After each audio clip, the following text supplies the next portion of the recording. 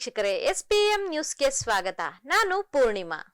ಶಿಡ್ಲಘಟ್ಟ ತಾಲೂಕಿನ ಜಪ್ತಿ ಹೊಸಹಳ್ಳಿ ಗ್ರಾಮದಲ್ಲಿ ನಡೆದ ಮಂಡಿ ಮುನೇಶ್ವರಸ್ವಾಮಿ ಹಾಗೂ 7 ಅಕ್ಕನವರ ನೂತನ ಶಿಲಾವಿಗ್ರಹ ಸ್ಥಾಪನೆ ಹಾಗೂ ನೂತನ ದೇವಾಲಯ ಪ್ರತಿಷ್ಠಾಪನೆ ಕಾರ್ಯಕ್ರಮದಲ್ಲಿ ವಿಧಾನಪರಿಷತ್ ವಿರೋಧ ಪಕ್ಷದ ನಾಯಕ ಛಲವಾದಿ ನಾರಾಯಣಸ್ವಾಮಿ ಭಾಗವಹಿಸಿದ್ದರು. ದೇವಾಲಯದಲ್ಲಿ ಪೂಜೆ ಸಲ್ಲಿಸಿದ ಅವರು ಗ್ರಾಮಸ್ಥರಿಂದ ಅಭಿನಂದನೆ ಸ್ವೀಕರಿಸಿ ಸುದ್ದಿಗಾರರೊಂದಿಗೆ ಮಾತನಾಡಿ ರಾಜ್ಯ ಸರ್ಕಾರದ ವಿರುದ್ಧ ಹರಿಹಾಯ್ದರು. ಬಿಜೆಪಿ ತಾಲೂಕು ಮಂಡಲ ಅಧ್ಯಕ್ಷ ಆನಂದಗೌಡ, ನಗರಸಭೆ ಸದಸ್ಯ ನಾರಾಯಣಸ್ವಾಮಿ, ಪುರುಷೋತ್ತಮ್, ತುಮ್ಮನಹಳ್ಳಿ ಮಧು, ಗಂಗಾಧರಪ್ಪ, ರಾಮಕೃಷ್ಣಪ್ಪ, ಗ್ರಾಮದ ಮುಖಂಡರಾದ ಮಾಜಿ ಗ್ರಾಮ ಪಂಚಾಯಿತಿ ಅಧ್ಯಕ್ಷ ಹಾಗೂ ಹಾಲಿ ಸದಸ್ಯ ಪ್ರಕಾಶ್, ದಬರಗಾನಹಳ್ಳಿ ಮುನಿಯಪ್ಪ, ಬೋದಗೂರು ಮುನಿರಾಜು, ಟಿ ನರಸಿಂಹಪ್ಪ, ಚಂದ್ರಪ್ಪ, ರಾಜಗೋಪಾಲ್, ಅಶ್ವಥ್ ನಾರಾಯಣ, ನಾಗೇಶ್, ರಾಜೇಶ್, ಅನಿಲ್, ಸುರೇಶ್, ಬಾಬು ಮುಂತಾದವರು ಹಾಜರಿದ್ದರು. RP Mithun Kumar, SPM news, Shidlaghatta. ಹೋಗಿದೆ ಅದ್ರ ಬಗ್ಗೆ ಏನು ಮಾತಾಡೋದು? ಗ್ಯಾರಂಟಿಗಳಂದ್ರೂ ಒಂದು ಗ್ಯಾರಂಟಿನೂ ಬರ್ತಾ ಇಲ್ಲ. ಅಭಿವೃದ್ಧಿ ಕೆಲಸ ಇಲ್ಲವೇ ಇಲ್ಲ. ಬೇಸಿಗೆ ಬರ್ತಾ ಇದೆ, ಯಾರಿಗೂ ಕುಡಿಯೋಕ್ಕೆ ನೀರುಗಳು ಸಿಗೋವಂಥ ಪರಿಸ್ಥಿತಿಯಲ್ಲಿಲ್ಲ. ಮೇವುಗಳಾದರೂ ಕೂಡ ದನಕರುಗಳಿಗೆ ಮೇವುಗಳಂತ ಪರಿಸ್ಥಿತಿ ಇಲ್ಲ. ಎಲ್ಲ ವಿಧದಲ್ಲೂ ಬರೀ ಲೂಟಿ ಮಾಡೋದು, ಆಸ್ತಿಗಳು ಮಾಡ್ಕೊಳ್ಳೋಂಥ ಕೆಲಸದಲ್ಲಿ ಎಲ್ಲ ಕಾಂಗ್ರೆಸ್ನ ನಾಯಕರು ಮತ್ತು ಮಂತ್ರಿಗಳು ಇದ್ದಾರೆ. ಬೆಂಗಳೂರು ಸುತ್ತ ಎಷ್ಟು ಸಾಧ್ಯನೋ ಅಷ್ಟು ಲೂಟಿ ಮಾಡ್ತಾವ್ರೆ. ನಿಮಗೂ ಗೊತ್ತಾಗ್ತಾ ಇದೆಯಲ್ಲ, ಶಿಡ್ಲಘಟ್ಟ ಕಡೆನೂ ಬಂದು ಎಲ್ಲ ಖರೀದಿಗಳು ನಡೀತಾವೆ. ದೇವನಹಳ್ಳಿ ಸುತ್ತಲೂ ನಡೀತಾ ಇದೆ.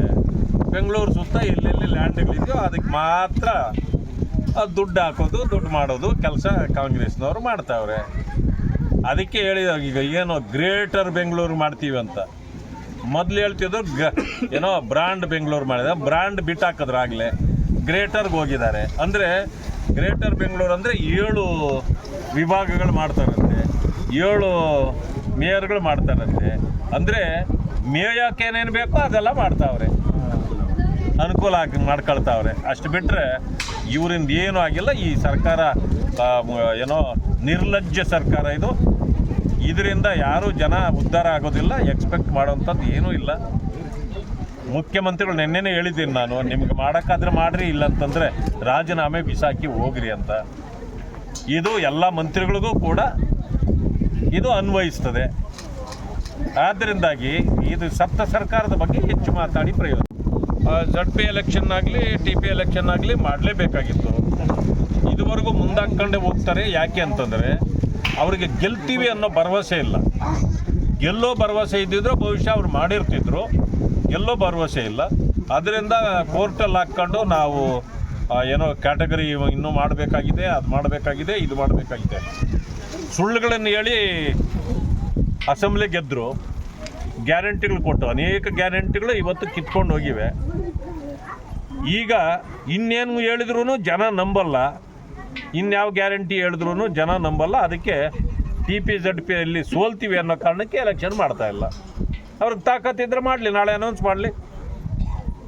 ಮಣ್ಣು ಮುಕ್ಕಿಸ್ತಾರೆ ಜನ. ಆ ಕಾರಣಕ್ಕೆ ಚುನಾವಣೆ ಮಾಡ್ತಾ ಇಲ್ಲ. ನಮಸ್ಕಾರ. ಜಪ್ತಿ ಹೊಸಹಳ್ಳಿ ಗ್ರಾಮಸ್ಥರಿಗೂ, ಸುತ್ತಮುತ್ತ ಹಳ್ಳಿ ಗ್ರಾಮಸ್ಥರಿಗೂ, ಇಲ್ಲಿ ಬಂದಿರೋ ಬಂಧ ಮಿತ್ರರಿಗೂ, ನಮ್ಮ ಬಂದಿರೋ ಪತ್ರಕರ್ತರಿಗೂ, ಇಲ್ಲಿ ಬಂದ ಎಲ್ರಿಗೂ ಮುಂದೆ ನಮಸ್ಕಾರ. ಇಲ್ಲಿ ಸುಮಾರು ಎಷ್ಟು ವರ್ಷದಿಂದ ನಮ್ಮ ತ್ಯಾಗರಾಜ ಅವರು ಕಷ್ಟ ಬಿದ್ದು ಈ ದೇವಾಲಯನ ಒಂದು ರೀತಿಗೆ ತರಬೇಕು, ಮುನೇಶ್ವರ ದೇವಸ್ಥಾನ ದೇವಾಲಯ ತರಬೇಕು ಅಂತ ಹೇಳ್ಬಿಟ್ಟು ಭಾರಿ ಪ್ರಯತ್ನ ಮಾಡಿ ಸುಮಾರು ವರ್ಷದಿಂದ ಕಷ್ಟ ಬಿದ್ದಿದ್ದಾರೆ.